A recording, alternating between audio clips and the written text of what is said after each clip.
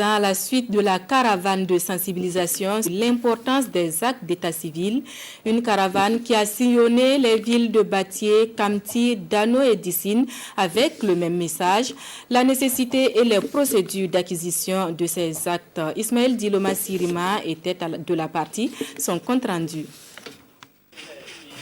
Il est de coutume dans le Numbiel de rencontrer des enfants et des grandes personnes qui ne disposent d'aucun acte d'état civil.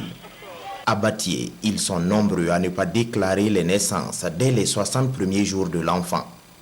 De là, ils se retrouvent contraints de passer par un jugement supplétif pour que l'enfant soit reconnu administrativement.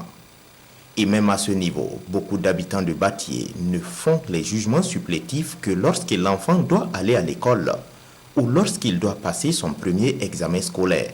Dans le bilan mensuel qu'on fait régulièrement, nous sommes à environ 70-75 naissances enregistrées par mois. Alors que quand vous regardez au niveau des jugements qu'on fait par mois, ce chiffre est au-delà en réalité de la déclaration, qui va environ, on peut avoir dans les 150 à 160 jugements qui ont été faits dans le mois.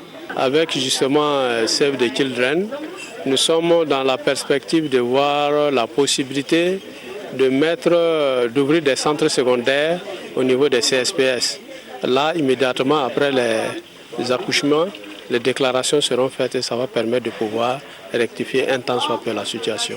Cette perspective réjouit le réseau africain Jeunesse, Santé et Développement qui prône la politique « Un enfant, un acte de naissance ». Pour que cela soit une réalité dans le sud-ouest, l'Union européenne et ses partenaires que sont le RAJS et l'ONG Save the Children ont convié des acteurs à Batié, à Diebougou et à Dano pour améliorer leur niveau de connaissance sur les différents actes.